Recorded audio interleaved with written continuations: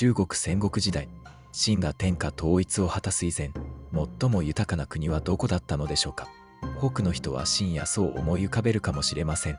しかし紀元前4世紀から3世紀にかけて、経済力、人口、文化水準において他国を圧倒していたのは東方の大国、秦でした。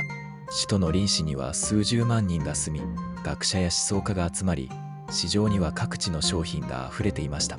ところが、その繁栄を誇った秦は、わずか数年で国家崩壊寸前に追い込まれます。今回は、戦国時代最大級の国家崩壊ともいえる、秦の美王時代の没落を見ていきましょう。まずは崩壊が始まる前の秦の黄金時代からです。秦の繁栄の基礎を築いたのは陽と宣王でした。陽は国内の改革を進め、腐敗した政治を立て直します。人材登用にも積極的で、数奇や孫膑など優秀な人物を活用しました。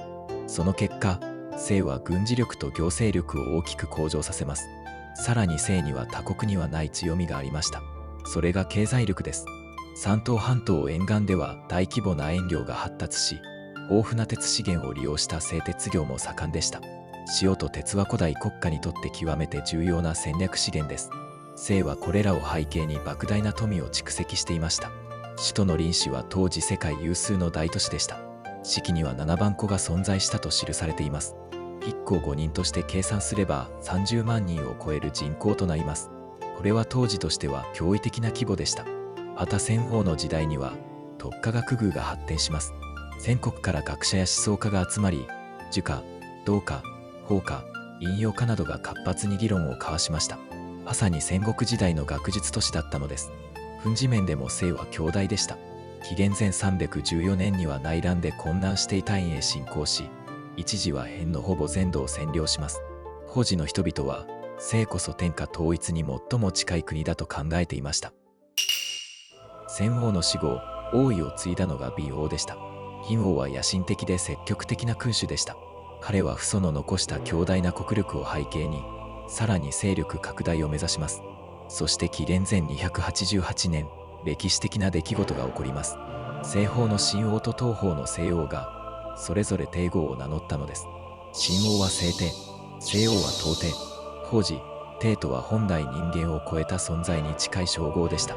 周王朝の権威が衰えたとはいえ、諸侯が勝手に帝を名乗るのは極めて異例でした。これは事実上、秦と西が天下を二分する超大国であることを宣言した出来事でした。しかし各国の反発は非常に強く、両国とも間もなく帝号を取り下げます。それでも周辺諸国には強烈な警戒心が残りました。西王の一族である孟昭君は何千人もの食客を抱え、秦の宰相を務めたこともある名高い人物でした。その孟昭君は美王の宰相として秦の外交と内政をリードするのですが、自負心の強い美王にとっては、自分より名声の高い孟昭君が目障りな存在であり、孟昭君は美王によって失脚させられます。秦を追われた孟昭君は、なんと敵国である魏に移り、魏の宰相になります。これは美王にとって大きな損失でした。魏王は孟昭君が持っていた各国の君主との人脈、外交交渉能力、触覚ネットワークを自ら手放してしまったのです。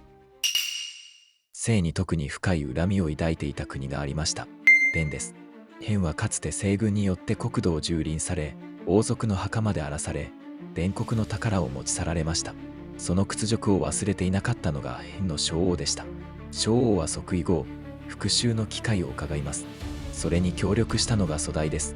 彼は弁のために秦を弱体化させることを図っており、本心を隠して秦の美王に近づき、その信任を得ると、魏王に対し、秦にとって目障りな隣国、宋を征服するよう勧めました。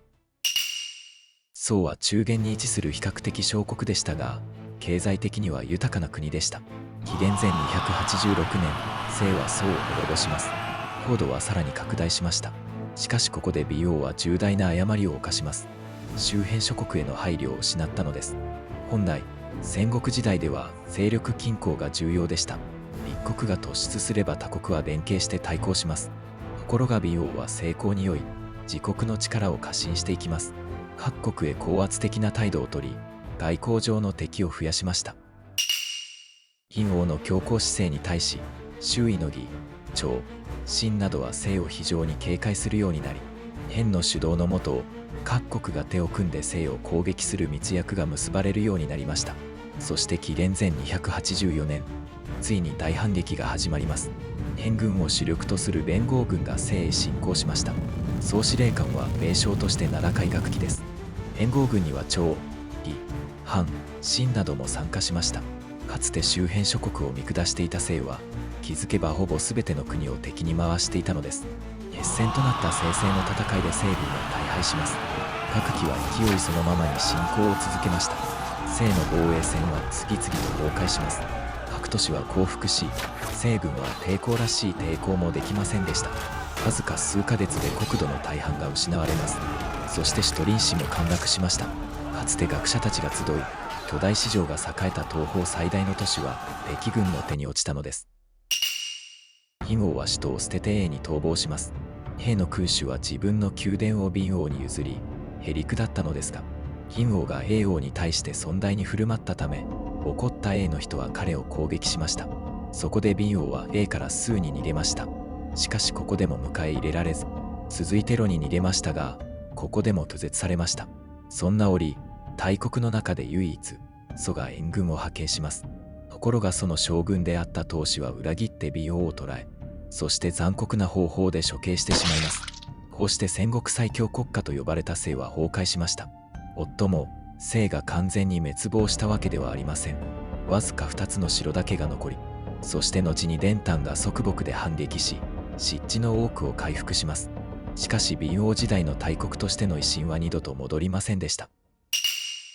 では、西崩壊の根本原因は何だったのでしょうか。まずは覇権主義です。魏王、宣王の時代の西は強国ではあるが、国際秩序の一員でした。秦と並んで帝王を名乗った時点で、魏王は天下を二分する支配者として振る舞い始め、宋を滅ぼしたことでその覇権拡大の野心を明らかにしました。変や趙や魏が西を攻撃したのは、単なる嫉妬ではなく、西の覇権を阻止するための安全保障行動だったのです。2番目に国力と成功体験を背景にしたおごりです。魏王は諸国は西に逆らえないと認識していましたが、実際には諸国は彼の知らないところで包囲網を構築していました。魏王は自国の強さを過大評価し、他国の敵意を過小評価していたのです。3番目が独裁化です。保将軍をはじめとする重臣を排除し、自らに権力を集中することで、魏王の周囲には反対意見を言える人物が減っていきました。独裁体制の問題はトップが無能になることではありません。トップが間違えても修正できなくなることです。西は戦国時代で最も豊かな国の一つでした。人口も経済力も文化水準も軍事力もどれをとっても超大国でした。それでも崩壊しました。魏王が覇権を追求するあまり周辺国を恐れさせ、権力を集中させるあまり誤りを修正できなくなり、国家の孤立を招き、気がついた時にはかつて見下していた諸国が一つにまとまり、東方最強国家、西は崩壊への道を転げ落ちていたのです。いかがでしたでしょうか。